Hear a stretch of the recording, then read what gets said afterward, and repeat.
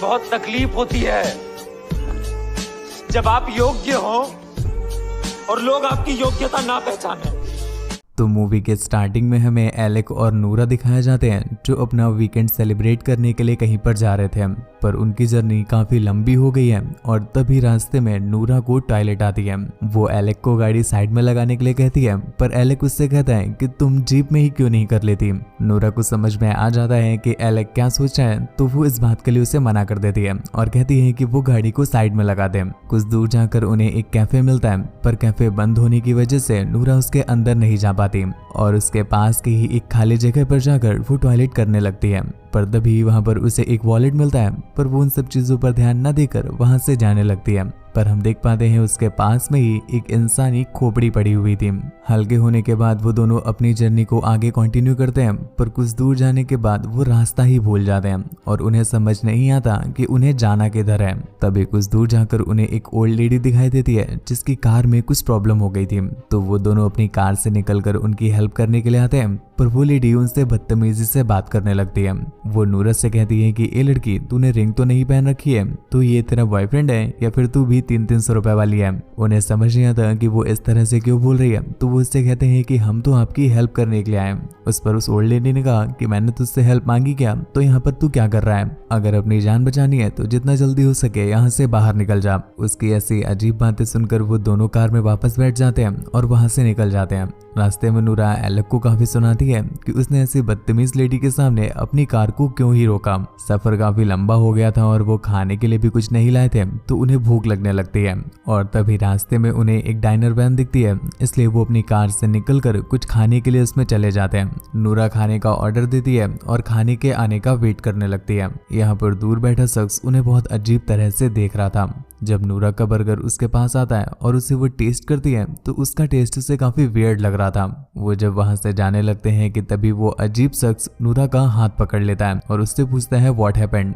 नूरा ये देखकर काफी घबरा जाती है, तो वो उससे कहती है नथिंग, और ये बोलकर वो अपनी कार से आगे निकल जाते हैं। कुछ दूर जाकर वो एक गैस स्टेशन में रुकते हैं और काफी देर तक गाड़ी में बैठने की वजह से वो थक गए थे, इसलिए वो गैस स्टेशन के मालिक से पास में कोई मोटल या होटल के बारे में पूछता है। तो गैस स्टेशन का मालिक उन्हें कुछ दूर एक मोटल के बारे में बताता है। वो दोनों जब अपनी कार से वहां पर पहुंचते हैं तो यहाँ पर बहुत सारी कार्स खड़ी हुई थी। ये देखकर उन्हें लगता है कि शायद यहाँ पर बहुत सारे लोग आए हुए हैं। पर जब वो मोटल में जाते हैं तो मोटल काफी अजीब तरह का और हॉरर फीलिंग दे रहा था। मोटल का मालिक भी काफी अजीब था, पर फिर भी उन्हें रूम की जरूरत थी, तो वो उससे रूम के लिए पूछते हैं, जिसके बाद वो उन्हें एक रूम दे देता है। ये रूम तो तब भी थोड़ा ठीक ठाक था, पर उनके ऊपर ही ब्लड पड़ा हुआ है, इस बात की उन्हें खबर भी नहीं होती। कुछ देर फ्रेश होने के बाद वो दोनों सोने के लिए चले जाते हैं। वो इस बात से बिल्कुल अनजान थे कि उनके बेड के नीचे कोई है जो उनके सोने के बाद उठता है, और फिर सीन यहीं पर कट हो गया। अगले सीन में पूरी कहानी ही पलट जाती है। नूरा की जब आंख खुलती है तो वो एक अनजान जगह पर थी और वो पिंजरे में कैद थी कि तभी एक गोट का मास्क पहना हुआ शख्स उसके पास आता है और उसे डराने की कोशिश करता है। उसके जाने के बाद एक बार फिर से नूरा अपने आप को आजाद करने की कोशिश करती है, पर तभी कुछ और लोग वहां पर आकर नूरा को बेहोश कर देते हैं और उसे अपने साथ एक दूसरी जगह पर ले गए। अगले सीन में हम नूरा को देखते हैं जहाँ पर किसी ने उसके सारे कपड़े निकाल कर उसे बांध कर रखा हुआ था। उसकी दोनों टांगे खुली हुई थी और तभी वहां पर एक लेडी आती है जो इंजेक्शन में वीर भर के नूरा के अंदर डाल देती है। उसके जाने के बाद फिर से वही दोनों मास्क मैन आते हैं और वो नूरा को खोलकर अपने साथ ले जाते हैं। रास्ते में नूरा और भी बहुत सारे उनके जैसे मास्क मैन देखती है और ये लोग अलग अलग तरह के काम कर रहे थे और कुछ लोग तो इंसानों का ही मांस काट के उसे साफ कर रहे थे। ये देखकर उसे समझ में आता है कि इसके पीछे किसी इंसान का नहीं बल्कि पूरे पूरे गाँव का ही हाथ है और ये लोग इंसानों का मांस खाते हैं। नूरा को एक जगह पर लाकर बंद कर दिया जाता है जहाँ पर उसकी ही जैसी बहुत सारी लड़कियों को लाकर बंद किया गया था और उनके साथ ये क्या करने वाले हैं ये तो हमें नहीं बताया जाता। पर दूसरी तरफ हम एलेक को देखते हैं जो उसके ही जैसे बहुत सारे लड़कों के बीच पिंजरे में बंद था कि तभी कुछ लोग वहां पर आते हैं और अपने मनपसंद इंसान को चुनकर उसे मार देते हैं और अपने साथ ट्रॉली में ले जाते हैं। इनमें से एक एलेक भी था जिसे वो मारकर अपने साथ ले जाते हैं। यहाँ का नजारा देखकर किसी की भी रूह कांप जाए। यहाँ के लोग इंसानों को ऐसे काटते हैं जैसे वो सब्जियां काट रहे हो और फिर उन्हें पकाकर इन्हें खिलाया जाता है। इन सभी का एक लीडर भी है जो उसी साइको मैन के पास जाकर उससे बोलता है कि हमारे यहाँ दावत है जिसके लिए हमें 80 लोगों के खाने की जरूरत है। फिलहाल 80 लोगों के खाने का इंतजाम तो है, पर इसके बाद खाने का इंतजाम तुम्हें जल्दी करना पड़ेगा।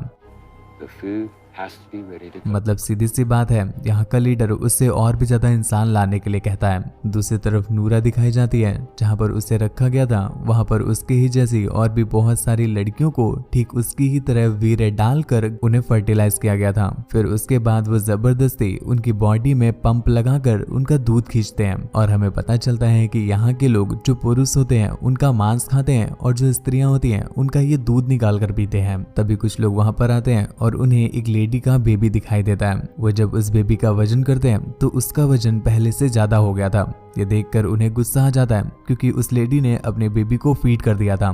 इस वजह से वो गुस्से में बेबी को पटक कर मार देते हैं। उनके जाने के बाद एक साइको इंसान जिसका नाम एंड्रू है वो यहाँ की लड़कियों के साथ खेलने के लिए आता है और खेलते खेलते वो एक लेडी को मार ही देता है, जिससे वो काफी घबरा जाता है और यहाँ से भाग जाता है। उसके जाने के बाद जब लीडर को यह पता चला तो वो अपने साथियों को एंड्रयू को ढूंढने के लिए भेज देता है। उधर हम नूरा को देखते हैं जिसे अभी भी होश आता है और वो अपने बगल में एक लेडी को देखती है।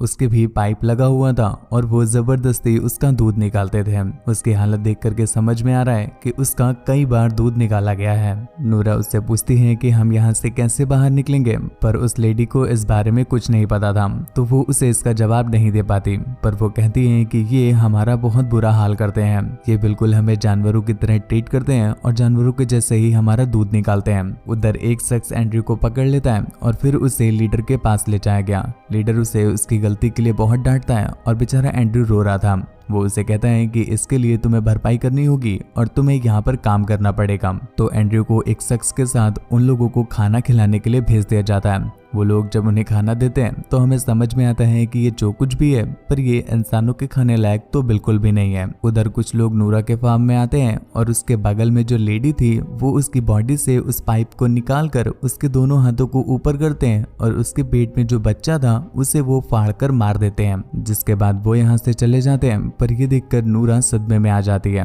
और तभी उसके दरवाजे को कोई नॉक करता है और नूरा काफी घबराई हुई है। पर दरवाजा खुलने पर वो एलेक होता है। एलेक अभी जिंदा था, बस वो थोड़ा सा घायल हो गया था। वो नूरा को लेकर वहां से भागने लगता है और भागते भागते वो एक चर्च में पहुंचते हैं। चर्च में उन्हें मास्क लगाए हुए एक बंदा दिखता है तो वो वहीं पर छिप जाते हैं और जब वो वहां से निकल रहे थे कि तभी वो उन्हें नोटिस कर लेता है। इस वजह से वो जोरों से यहाँ से भागने लगे, पर अब तक उसने यहाँ का इमरजेंसी बेल बजा दिया था। तो वहाँ के सभी लोग अलर्ट होकर के उन्हें ढूंढने लग जाते हैं। यहाँ पर भागते भागते एलेक का पैर एक ट्रैप में फंस जाता है। इस वजह से वो नीचे गिर गया और उसे बहुत दर्द हो रहा था। नूरा उसे उठाने की बहुत कोशिश करती है पर एलेक को काफी दर्द हो रहा था तो वो उठ ही नहीं पाता। और दूसरी तरफ वो लोग भी उसकी तरफ आ रहे थे तो नूरा को उसे छोड़कर अकेले ही भागना पड़ा। उसके जाने के बाद दो लोग एलेक के पास आते हैं और उस पर पत्थर गिराकर उसे मार देते हैं। उधर नूरा भागते भागते एक फॉर्म में पहुंची है और वहीं पर वो एक आदमी के पीछे छिप जाती है। वो उससे पूछती है कि यहाँ से बाहर निकलने का कोई रास्ता तुम्हें पता है क्या? तो वो नूरा को बताता है कि यहाँ पर सभी लोगों को एक वैन से लाया जाता है और अगर तुम उस वैन में जाकर छुप जाओ तो तुम यहाँ से बाहर निकल सकती हो। उसकी बात मानकर वो वैन को ढूंढने लगती है पर तभी उसके सामने एक लेडी आ जाती है। इस वजह से नूरा अपने आप को लाश में ही छुपा लेती है। उसके जाने के बाद नूरा को एक कार में जाता हुआ शख्स दिखाई देता है तो वो उसका पीछा करने लगती है और कुछ दूर जाकर वो एक हथौड़े से उस शख्स को मारकर बेहोश कर देती है। पर इतने में ही बहुत सारे गांव वालों ने उसे देख लिया था तो नूरा तुरंत ही कार को लेकर वहां से भागने लगती है। अब नूरा बहुत खुश हो गई थी कि वो यहाँ से फाइनली निकल चुकी है, पर तभी कुछ दूर जाकर वो देखती है कि उसकी कार में फ्यूल ही नहीं है तो उसे कार से निकलकर पैदल ही भागना पड़ा। दूसरे फार्म में उसे एक और लड़की मिलती है जिसे छुड़ाकर वो उसे अपने साथ भगाने लगती है। भागते भागते उन्हें एक बस दिखाई दी और उसकी हेल्प से वो यहाँ से भाग सकते थे। पर इस बस को स्टार्ट करने के लिए उन्हें चाबी चाहिए होगी जो कि पास के ही एक फार्म में रखी हुई थी। तो नूरा तुरंत ही भागकर उस फार्म से किसी तरह से चाबी ले आती है और अब वो दोनों उस बस को स्टार्ट करके वहां से भागने के लिए तैयार थे। पर तभी नूरा जैसे पीछे देखती है तो वो देखती है कि पूरे गाँव वाले तो उसकी बस में ही बैठे हुए हैं और ये देखकर नूरा को समझ में आ जाता है कि उसकी सारी मेहनत बेकार हो गई। अगले सीन में हम उन्हीं गाँव वालों के बीच में उन दोनों को जिंदा पका हुआ और परोस कर रखा हुआ देख पाते हैं। और इसी के साथ ये मूवी यहीं पर एंड हो जाती है। तो दोस्तों आपको मूवी कैसी लगी नीचे कमेंट करके जरूर बताना, और अगर ऐसी ही और भी ज़्यादा इंटरेस्टिंग वीडियोस को देखना हो तो प्लीज़ वीडियो को एक लाइक और चैनल को सब्सक्राइब कर लीजिएगा। धन्यवाद।